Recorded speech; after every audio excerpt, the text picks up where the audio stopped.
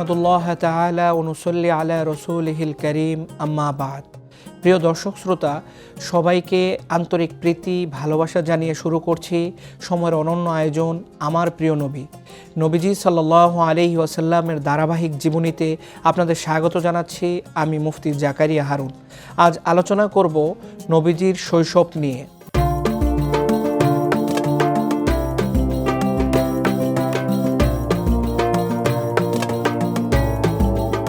নগরবাসী আরবরা দুগ্ধপোষ্য শিশুদের লালন পালনের ব্যাপারে বিশেষ প্রথা পালন করতেন।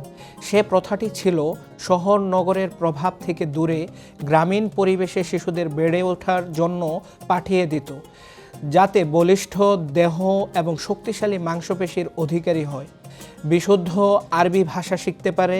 প্রচলিত এই প্রথা অনুযায়ী আব্দুল মুত্তালিব শিশু মোহাম্মদকে দুধ পান করানোর জন্য ধাত্রী তালাশ করেন এবং শেষ পর্যন্ত হালিমা বিনতে আবি জুয়াইবের কাছে তাকে সমর্পণ করেন।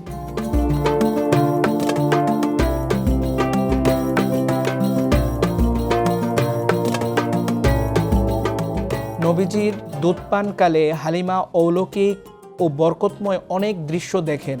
হালিমার বর্ণনা সূত্রে ইতিহাসবিদ ইবনু ইসহাক বলেন, হালিমা এবং তার স্বামী তাদের একটি দুগ্ধপোষ্য সন্তানসহ বনু সাদ গোত্রের একদল নারীর সঙ্গে দুগ্ধপান করবে এমন শিশুর সন্ধানে মক্কায় যান।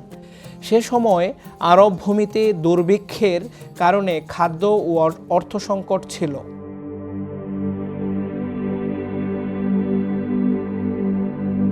হালিমা বলেন, আমার মাদি গাধার পিঠে সওয়ার হয়ে চলছিলাম। আমার সঙ্গে ওটও ছিল, কিন্তু ওটের উলান থেকে এক বিন্দু দুধ বের হচ্ছিল না।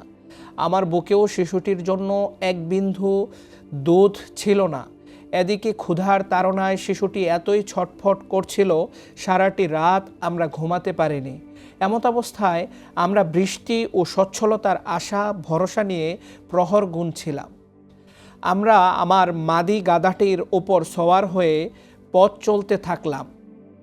গাধাটি এতই ধীরে ধীরে চলত যে এতে কাফেলার অন্যরা বিরক্ত ও বিব্রত বোধ করত। এমনভাবে এক অস্বস্তিকর অবস্থার মধ্য দিয়ে আমরা মক্কায় উপস্থিত হলাম।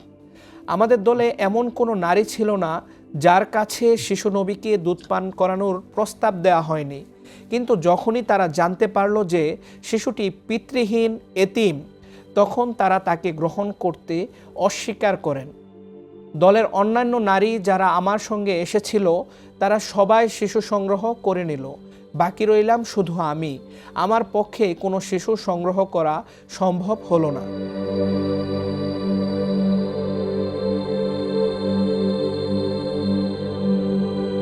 অবশেষে আমি আমার স্বামীকে বললাম, আমার সঙ্গিনীরা সবাই সন্তান নিয়ে ফিরছে, আর আমাকে শূন্য হাতে ফিরে যেতে হচ্ছে। তা আমি কিছুতেই মেনে নিতে পারছি না। খালি হাতে ফিরে যাওয়ার চেয়ে আমি এতিম শিশুটিকেই নিয়ে যাই। স্বামী বললেন, আচ্ছা ঠিক আছে, তুমি তাকেই নিয়ে এসো। হালিমা বলেন, আমি শিশু মোহাম্মদকে নিয়ে ফিরে এলাম এবং তাকে আমার কোলে রাখলাম। তিনি পূর্ণ তৃপ্তির সঙ্গে দুধ পান করলেন। আমার গর্ভজাত সন্তানটিও পূর্ণ তৃপ্তির সঙ্গে দুধ পান করল। এরপর তারা দুজনেই ঘুমিয়ে পড়ল। এর পূর্বে এমন প্রশান্তির ঘুম আমরা কখনোই দেখিনি।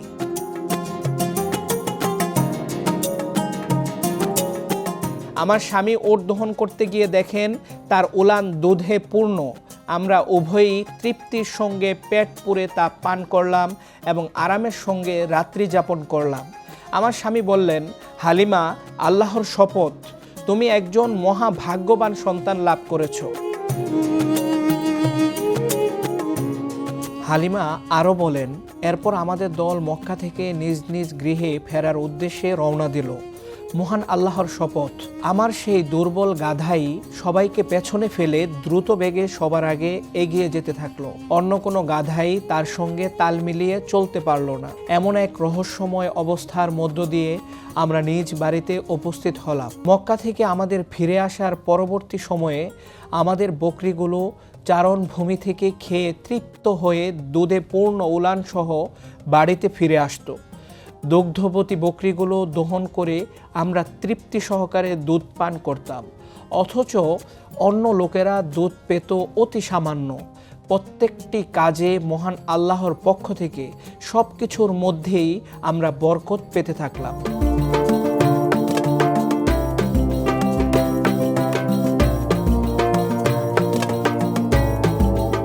বরকতময় শিশুর পুরো 2 বছর অতিবাহিত হয়ে গেলে আমি তাকে স্তন্যপান করানো বন্ধ করে দিলাম। অন্যান্য শিশুদের তুলনায় এই শিশুটি এত সুন্দরভাবে বেড়ে উঠল যে তার দেহ বেশ শক্ত ও সুঠাম হয়ে গড়ে উঠল। লালন পালনের মেয়াদ 2 বছর পূর্ণ হওয়ায় আমরা তাকে তার মায়ের কাছে নিয়ে গেলাম। তার মায়ের কাছে ইচ্ছা প্রকাশ করলাম তাকে আরও কিছু সময় আমাদের সঙ্গে থাকতে দিন, যাতে তিনি সুস্বাস্থ্য ও সুঠাম দেহের অধিকারী হয়ে ওঠেন। আমাদের বারবার অনুরোধ ও আন্তরিকতায় আশ্বস্ত হয়ে তিনি শিশু মোহাম্মদকে পুনরায় নিয়ে যাওয়ার ব্যাপারে সম্মতি দেন।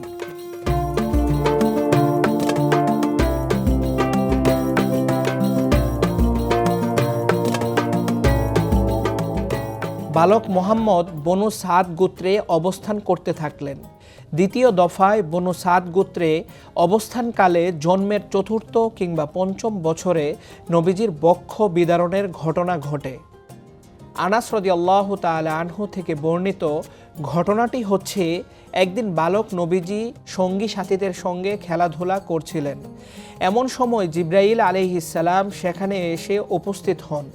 তারপর তাকে একটু দূরে নিয়ে গিয়ে চিৎ করে শুইয়ে দিলেন এবং তার বক্ষ বিদীর্ণ করে হৃৎপিণ্ডটি বের করে আনলেন। তারপর তার মধ্যে কিছুটা জমাট রক্ত বের করে নিয়ে বললেন, এটা হচ্ছে শয়তানের অংশ যা তোমার মধ্যে ছিল। তারপর হৃৎপিণ্ডটিকে একটি সোনার পাত্রে রেখে জমজমের পানি দিয়ে ধুয়ে তা যথাস্থানে প্রতিস্থাপন করে দিলেন। এ সময় তার খেলার সাথীরা দৌড়ে গিয়ে হালিমাকে বললেন, মুহাম্মদ নিহত হয়েছেন। হালিমা এবং তার স্বামী অস্থির হয়ে সেখানে উপস্থিত হয়ে নবীজির মুখমণ্ডলে বিষণ্ণ এবং পেরেশানির ছাপ লক্ষ্য করলেন। এ অবস্থার মধ্যে তারা তাকে বাড়িতে নিয়ে এসে তার সেবা যত্ন করলেন। আনাস রাদিয়াল্লাহু তাআলা আনহু বলেন, আমি নবীজির বুকে ওই সেলাইয়ের চিহ্ন দেখেছি।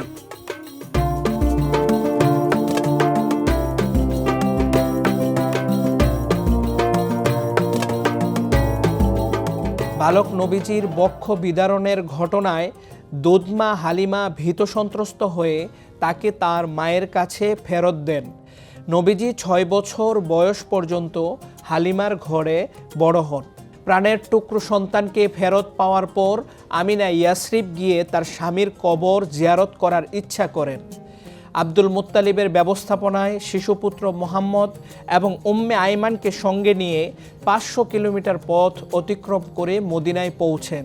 সেখানে 1 মাস অবস্থানের পর মক্কায় ফেরার উদ্দেশ্যে তিনি মদিনা থেকে যাত্রা করেন। পথ চলার এক পর্যায়ে আমিনা অসুস্থ হয়ে পড়েন।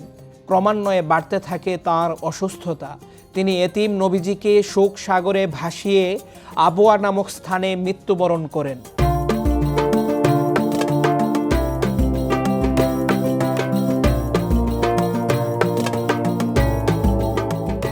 মায়ের মৃত্যুর পর দাদার ছায়ায় আসেন। প্রাণের চেয়ে বেশি প্রিয় পুত্র আবদুল্লাহর মৃত্যুতে আব্দুল মুত্তালিব যতটা ব্যথা অনুভব করেছিলেন, তার চেয়েও বেশি ব্যথা অনুভব করলেন পুত্রবধূ আমিনার মৃত্যুতে। কারণ আবদুল্লাহর মৃত্যুর পর শিশু মোহাম্মদের অবলম্বন ছিলেন তার মা আমিনা, কিন্তু মায়ের মৃত্যুর পর তার যে আর কোনো অবলম্বনই রইল না, এ দুঃখ তার শতগুণে বেড়ে গেল। নিজের সন্তানের চেয়েও বেশি তিনি নবীজিকে স্নেহ করতেন। নবীজির বয়স যখন 8 বছর 2 মাস 10 দিন, তখন তার দাদা আব্দুল মুত্তালিবও মৃত্যুবরণ করেন। নবীজির এ দুঃখ শোকের মুহূর্তে দুঃখ বেদনার বোঝা লাঘব করতে এগিয়ে এলেন চাচা আবু তালিব। আনন্দ চিত্তে তিনি আপন কাঁধে তুলে নিলেন বালক মোহাম্মদের লালন পালনের সব দায়িত্ব। বৃদ্ধ আব্দুল মুত্তালিব মৃত্যুর আগে আবু তালিবকে সে ওসিয়তি করেছিলেন,